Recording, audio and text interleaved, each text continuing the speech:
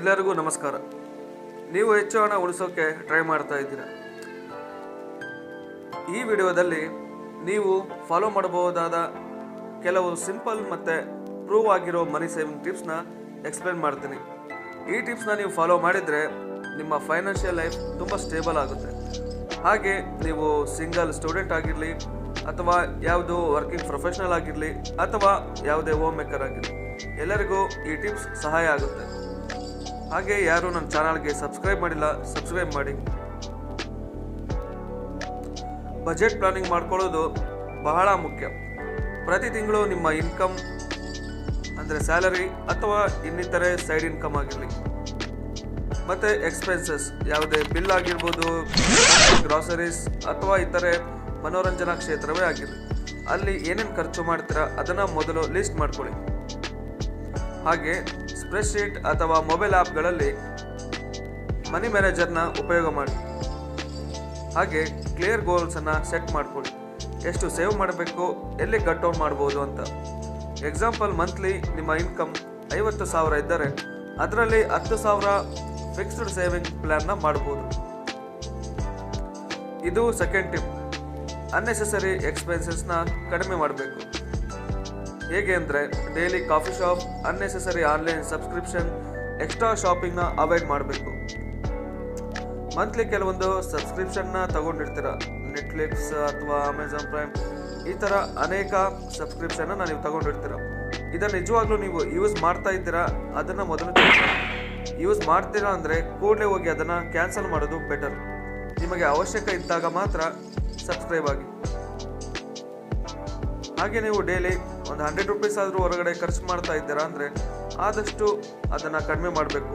ಏಕೆಂದರೆ ತಿಂಗಳಿಗೆ 3,000 ರೂಪಾಯಿ ಆಗುತ್ತೆ. ಬದಲು ಹೋಮ್ ಮೇಡ್ ಕಾಫಿ ಅಥವಾ ಇತರ ತಿಂಡಿನ ಟ್ರೈ ಮಾಡಿದರೆ ಮ್ಯಾಕ್ಸಿಮಮ್ 500 ರೂಪಾಯಿ ಆಗುತ್ತೆ. ಹಾಗೆ ಇದು ತುಂಬ ದಿನ ಹೋಗುತ್ತೆ.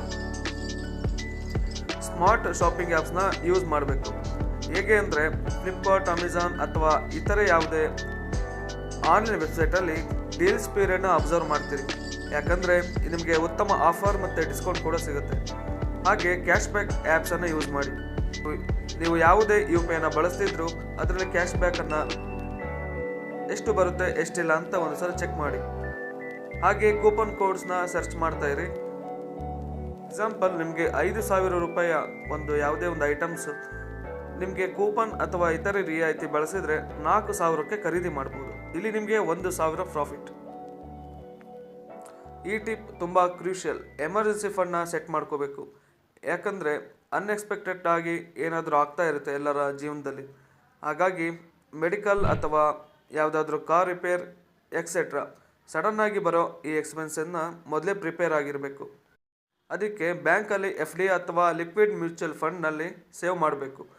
ಎಕ್ಸಾಂಪಲ್, ಮಂತ್ಲಿ 5,000 ಸೇವ್ ಮಾಡಿದರೆ 1 ಇಯರಲ್ಲಿ 60,000 ಆಗುತ್ತೆ.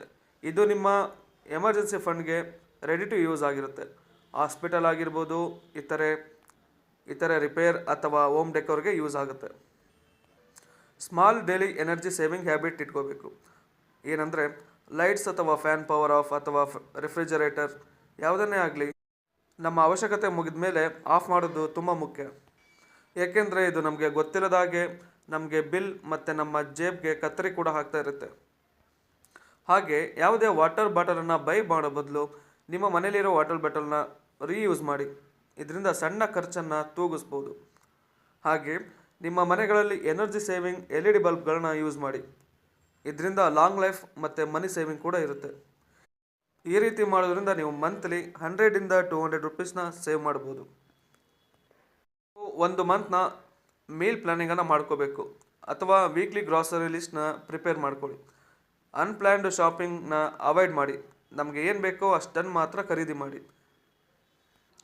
ಹಾಗೆ ಲೆಫ್ಟ್ ಓವರ್ನ ಯೂಸ್ ಮಾಡಬೇಕು ಮನೇಲಿ. ಯಾಕಂದರೆ 1,000 ರೂಪಾಯಿನ ಮಂತ್ಲಿ ನೀವು ಎಕ್ಸ್ಟ್ರಾ ಫುಡ್ ವೇಸ್ಟ್ ಅವಾಯ್ಡ್ ಮಾಡಿದರೆ ಇಯರ್ಲಿ 12,000 ನಿಮಗೆ ಸೇವ್ ಆಗುತ್ತೆ. ಹಾಗೆ ನೀವು ಡೈಲಿ ಲೈಫಲ್ಲಿ ಪಬ್ಲಿಕ್ ಟ್ರಾನ್ಸ್ಪೋರ್ಟ್ನ ಯೂಸ್ ಮಾಡಬೇಕು.